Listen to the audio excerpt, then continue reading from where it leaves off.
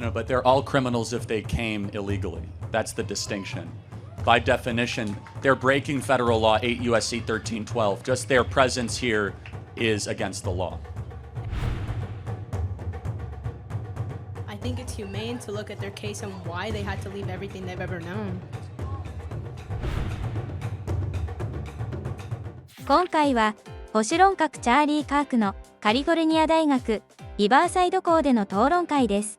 イエスは迫害から逃れるために国を出た。だから事情があれば不法移民も許される。そう主張し、移民を肯定しようとする学生に対し、チャーリーは何が問題なのかを事実を踏まえ論理的に説明しながら、移民受け入れの是非や社会問題と国家の責任について語ります。早速見ていきましょう。翻訳、世界の視点から。So my stance today is on immigration. I think that immigration contributes a lot to America. So my parents did come here legally, and they right now are in the process again, and it takes a long time. No, they came here legally, like they came with their visa, and now they're renewing it, and it's a different process right now. But so I'm really religious. I'm Catholic. My parents grew me up that way. And in Matthew 2:13 through 15, it talks about how Jesus had to flee Bethlehem, sorry. He had to flee because someone was going to die. And they were looking to kill him, and he had to flee his own country and leave everything behind because an angel spoke to Mary and Joseph that they should leave.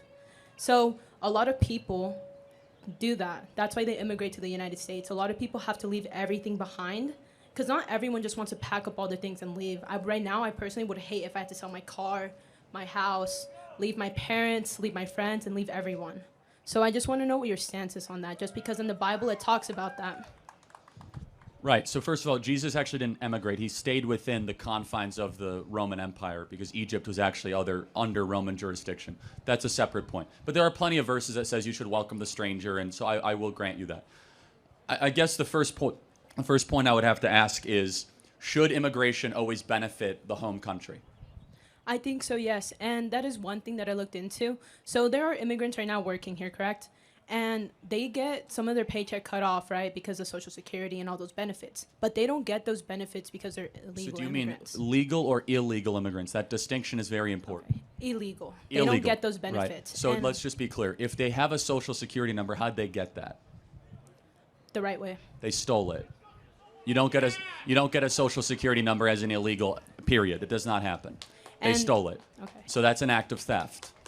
And so they stole an American Social Security number to be able to work here, which drives down wages, which drives down opportunity cost. But even beyond that, we just have to look at their action. They were not invited to come to this country. They broke in line, they cut in line, and we should not reward line cutters or border jumpers. We should reward people like your parents that actually came here legally to this country. Yeah, I understand that point. I really do. But sometimes people genuinely need to leave their country because in like my mother's case, for instance, there was like a terrorist attack on my family. And that's the reason my mom had to come. And thankfully, she did get it immediately. But now I've heard of so many stories where people have to wait like 10 years, 20 years, even 30 years. Like my grandma right now is trying to get the process. And thankfully, she is now. But it's taken her about 10 years now. And she makes enough money in her country. And she just wants to come here as a tourist. That's the main reason. And I do understand that. I think that my main point is that how we should implement more money into the immigration system. Because Trump's zero tolerance policy, that just felt cruel. Because there's a lot of people here that are doing well and zero tolerance. They just have to leave the country. I feel like that was inhumane of him. Yeah, but it's not their country though. And that's so let me just, if I went to Mexico without being invited or allowed and I took a job and the Mexican government found out, what would the Mexican government do to me? I'm not sure. They would send me back to America. And why was the reason you left the U.S. first? Well, again, so okay, as far as the audio, guys, we're going as loud as the university allows us. There's a decibel count, so we're going to keep pushing the amount as much as we can, okay? So if we get in trouble, I'll blame all of you. So reason, that's an interesting thing. Is there ever a legitimate reason, in your opinion, to commit a crime? No. Well, then the reason doesn't matter. Because under that can you rob a bank because you wish you had more money? No, you work harder. Then why doesn't that moral standard apply to immigration? because the system isn't doing its job. That's why I think we should implement more money. Because there is some people, like I do get it, you know, some people come here and then I do admit some of them commit crime, but not all of them. No, but they're all criminals if they came illegally. That's the distinction. By definition, they're breaking federal law 8 U.S.C. 1312. Just their presence here is against the law. And let's say you're here in the U.S., okay? You have, from what I think I've heard, I think you have 2 daughters, correct? Daughter and a son. Daughter and a son, okay. You have a daughter and a son. Let's say someone is attacking your family, like targeting you guys. You love your children, I'm assuming. Well, hold on. I actually, someone, every day we get death threats, so this is not an abstraction, and I'm not leaving America. That makes sense, but because the United States, I mean, so it's actually very real. Every day someone says they want to murder me and kill my family. I'm staying. But has anyone genuinely ever, like, driven to your house, done like a drive-by? I'm not going to get into the details. Okay. So, I mean, but here's the idea. And by the way, if we apply that logic, that if somebody is in danger, they're allowed to come to America, would you be okay welcoming in 500 million people into America? That's why we should implement the system to understand each person's you got to case. answer. Do you think 500 million people would be too many people? 500 million, I don't even think that would fit the United States. I agree, and that's the point, is that if everyone all of a sudden declared that their life was in danger, we'd have to let in like all of Nicaragua, all of Honduras, almost all of Venezuela.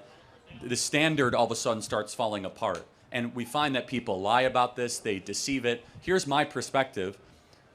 Why don't we try to empower those people to make the countries they're coming from greater and stronger, or else this problem will actually never be fixed at the root level. That make sense? It does make sense, and I wish it was that easy. So for instance, I am part Peruvian, and in Peru, so they were having a presidential election, and the president who was going to win was better for the country and would help out a lot more. But since it's corrupt, they made the other president win. They sent him death threats, nearly almost killed him. He had to fake his death and leave, and they jailed her. They jailed her completely, and they let the guy win. That is why it's corrupt. It's hard to fix a country when there's no help towards it. So Peru they were rooting for the good president. They were rooting to build their system back up. But the other president, it was rigged. It was completely rigged. So does it make it better or worse if millions of people leave that country? For Peru. Can you, like, what do you mean by If leave? Like, 3 come to million the people US? left Peru, does Peru get greater or weaker? Stronger or weaker? Neither. I mean, it's in a weak state right now. Right. I mean, it's pretty obvious. I'm trying to even say that mass immigration is bad for everybody. It's bad for America, and it's bad for the country that people are leaving from. The only difference is that they send back American money through remittances that actually subsidize this entire thing. Let me ask one final question. If somebody comes into America without invitation and they are illegal, what do you think the penalty should be? I think it's humane to look at their case and why they had to leave everything they've ever known. We believe that we should send them back to their country of origin. I just want to make one more final point. So I do understand that, but my final point is that, do you agree that we should implement more money to the immigration system? No, I think we should have no immigrants in the country for the next 10 years. We have way too many people in this country, and I'll prove it to you here in California. Your hospitals are overrun, your schools are overrun. Do you guys agree that you have a crowded state right now? California is a cluttered state with social services that are being strained, and we need a pause on all immigration, in my opinion, to metaphorically digest the major meal that we just ate, or else we are going to have a major assimilation problem, cultural problem, cohesion problem, all sorts of issues. And I know this is a provocative thing to say, but immigration is something that you use as a way to benefit the homeland. You don't have to have immigration. But just as an example, my parents came here, like I said, legally $0, and they have benefited so much to the country. They have made so much, like hundreds and thousands of dollars. Praise God, that's the American dream. It is, and it's just like a hard thing to do. And I want American-born young people from UC Riverside to also have that American dream and not have to compete against foreigners for that. 生前、チャーリーが言っていたのは、国とは領土ではなく、そこに住む国民だ。そもそも100人と100万人では、全く移民政策のリスクが変わってきます。今回の議論を締めくくるにあたり、改めて確認したいのは、生前チャーリーが語っていた、国は土地のことではなく、そこで暮らす国民が共有する主権とルールのことだ、という点です。国境は線ではなく、合意の境界、そこを越えて人が入るということは、生活圏に加わり、価値観や制度の中へ招き入れることを意味します。だからこそ、大量かつ急激な受け入れはリスクになります。日本という生活、社会で共有する常識が通じなくなる。治安や公共サービスの負荷が増し、負担の配分をめぐる不満が高まる。賃金や居住の競合が起き、弱い立場の国民ほど影響を受ける。そして最も見落とされがちなのが、政治の重心そのものが変わること。制度や給付の設計、歴史や文化の評価まで、表の構成比でじわじわ書き換えられます。主権とは、最終的に誰が決めるかです。ここで誤解してはいけないのは、移民そのものを否定していないこと。必要な人材の受け入れ、真に迫害から逃れる人の保護、これは成熟した国の責務でもあります。問題は、速度、規模、選抜、同化、統合の設計を外し、理念だけで門戸を全開にすること。主権の担い手である国民が合意できるペースと人数で、法の遵守を前提に、言語、教育、納税、自立のプロセスを明確化する。つまり門戸は開くが、鍵は私たちが持つ。これが保守の基本線です。日本は人口減少の焦りから短期の数字に引っ張られがちです。しかし、国の持続性は数ではなく合意の質で決まるのではないでしょうか。私たちの歴史、治安、家族、地域のつながり、その土台を守りながら誰を、どれだけ、どの順序で迎えるのか。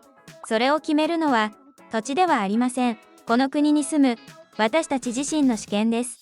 ぜひコメントであなたの意見を聞かせてください。いいねとチャンネル登録もよろしくお願いします。